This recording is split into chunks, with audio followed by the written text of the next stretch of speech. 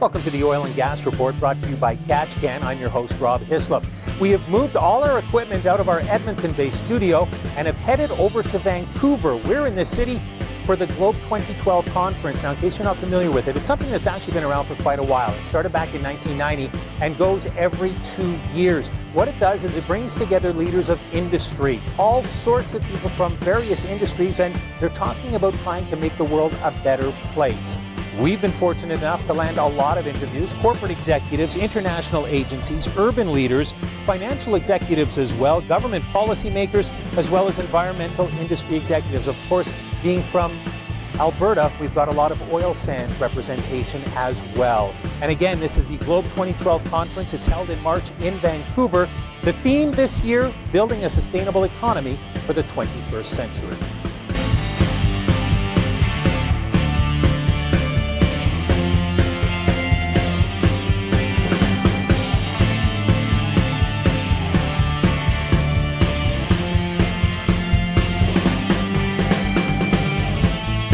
Joining us now, we have Edward Madzy, and you're with BASF. And tell us what you do first before we get going. My job at BASF for all of our North American businesses is to lead a product safety organization. So the material safety data sheets that are required to accompany our products, if you were going to buy one of our products, the labeling that's required by international and national regulations, all the import-export controls.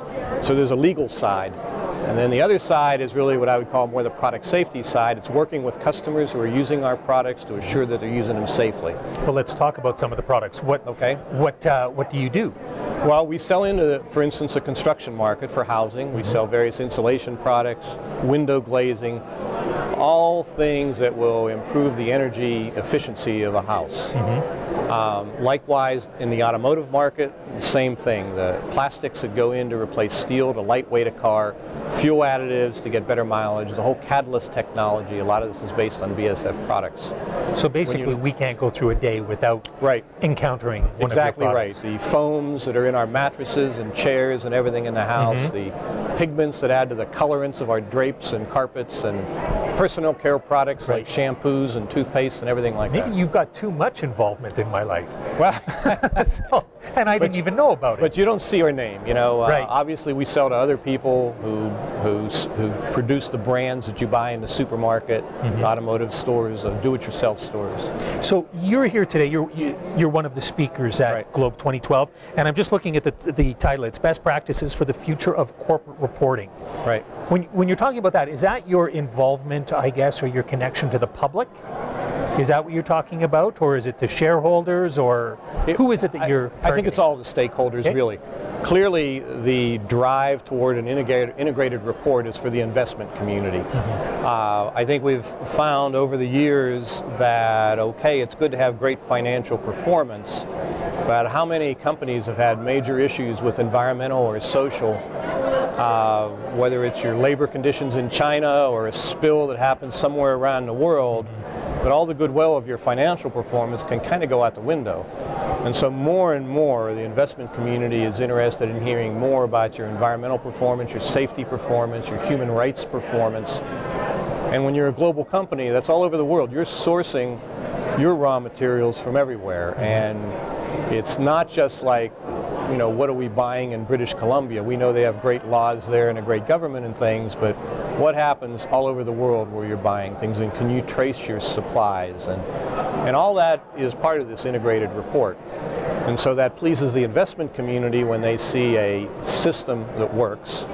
But I think also as a pedestrian, let's say, someone who's buying products, maybe who's someone interested in dabbling in the stock market themselves, I think they want to understand what this company BASF is, and are they well run? Are they well managed? Well, and that's an interesting thing when you talk about you could have a great bottom line. Right. You just need one negative story. And, exactly right. And that's because you look at the stock market; it's not always based on the best companies doing the best. Right. For investors, basically. So, are you making this is this a big corporate change for you as far as mindset goes? Well, really the change, I actually said this morning, that it really started back in the 1990s. I think BASF was one of those companies that was a little bit ahead of the game. We work in the chemical industry. Okay, there's a lot of chemical phobia in society. For good reason sometimes. Right. Yeah. And so I think what BASF has always tried to preach is that you have to look at the whole life cycle of a product. You know, there's very hazardous materials that go into the making of ibuprofen, go into the making of all kind of pharmaceuticals, which we can't live without. But yet, if the risk is managed properly, where that component exists, you know, has no impact on the rest of society. And so this whole idea of looking at the entire life cycle, you know, how the product is produced, how it's transported, what products it goes into, how they're used by society, how it improves the quality of life, and then what's the end of life.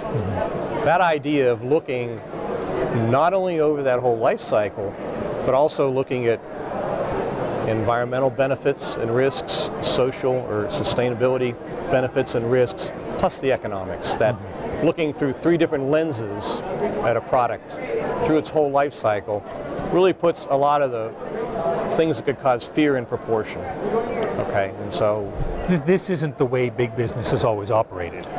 Probably not, and in fact, maybe maybe one of the reasons that we seem to be as successful as we are in this era is that many companies are slow to coming to this table, to be open, to be transparent, to really show where the issues are, but show effective management of those issues so that the people have confidence in the company. Do you think that many of them are almost being forced to do it because of social media? There's so much easy access. I could stumble upon, say, an oil spill and take a picture of it with my cell phone and fire it off, you know, or find something else going on with our water. There's a lot of eyes out there now. I really think, I don't even know if I know how to address that comment yet, because again, social media, what we've seen, whether it was Occupy Wall Street or what's happening in Greece or the Middle East or anything like that, it's unbelievable, that power. But even before that, before the real social media, I think the competitiveness of companies, when one company does a good thing, the people you're selling to, whether it's another company or whether it's a consumer, start to ask, well, what about you? And so I think there becomes a competitive nature in the industry that's really driven most of the improvement. What you're mentioning about the social media, that's only going to increase the speed and the distance, let's say, very rapidly, you know, and going forward. Do you think there's a more savvy consumer out there now, and that's part of it as well? I think that's driving a lot of companies. Maybe that savviness isn't there yet, but again, I think there'll be a tipping point.